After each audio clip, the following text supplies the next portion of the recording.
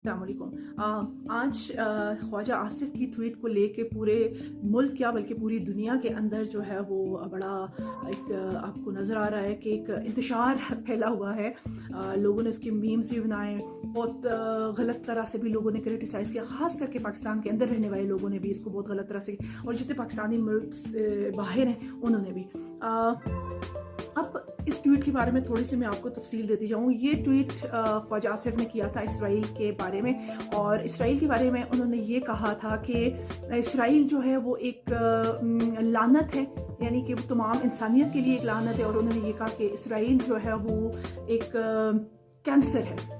और उन्होंने कहा कि यहाँ अभी इस्लामाबाद में हम जो है वो ईरान और अमेरिका के आपस में बाहमी मुज़ाकरात करवा रहे हैं, और दूसरी तरफ जो है इसराइल लिबनान के ऊपर हमले कर रहे हैं और मासूम जानें जो है वो ज़ाया कर रहा है। तो ये ट्वीट होने के बाद ख्वाजा आसिफ तो एक नेशनल क्या इंटरनेशनल हीरो बन के लोगों को बहुत उनकी इस ट्वीट से उनको बहुत सराहने लगे। लेकिन जैसे ही वो ट्वीट डिलीट हुई तो बहुत ज़्यादा हंगामा मच गया। न सिर्फ ये बल्कि आप हिंदुस्तान टाइम के ऊपर देख लें, उनका एक और DNA इंडिया के नाम से एक पेज है, उसके ऊपर आप उनको देख लें तो वहाँ पे भी इस बात को बहुत हाईलाइट किया गया। और मैंने देखा कि कमेंट्स के अंदर जो है हिंदुस्तान टाइम के ऊपर पाकिस्तानियों में और इंडियंस में जो है आपस में बातचीत चल रही है, और एक लड़ाई वाला माहौल है। इधर से पाकिस्तानी कुछ कह रहे हैं और उधर से जो अपने इंडिया वाले हैं वो कुछ और बयान कर रहे हैं। लेकिन उन्होंने ख्वाजा आसिफ के इस ट्वीट के डिलीट करने को बहुत हाईलाइट किया।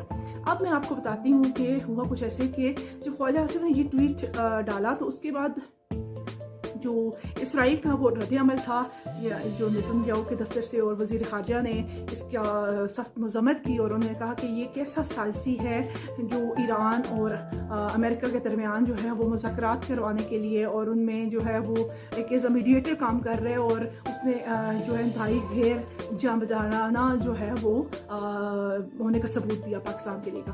तो फिर इस सारी सिचुएशन को देखते हुए ख्वाजा आसिफ ने इस ट्वीट को बिल्कुल आराम से डिलीट कर दिया। उन्होंने कोई इसके ऊपर बहस नहीं की या कोई किसी किस्म की कोई रद्द-ए-अमल उन्होंने शो नहीं किया। दरअसल देखें, अब ये बात वही है ना कि अब हम पाकिस्तान जो है एज अ मीडिएटर जो है वो ईरान और अमेरिका के दरमियान में है, पूरी दुनिया के अमन का सवाल है। तो वाकई में ये चीज़ अच्छी नहीं लग रही थी कि इस किस्म का जो बयान है वो ख्वाजा आसिफ जो कि हमारे डिफेंस मिनिस्टर उनकी तरफ से होता।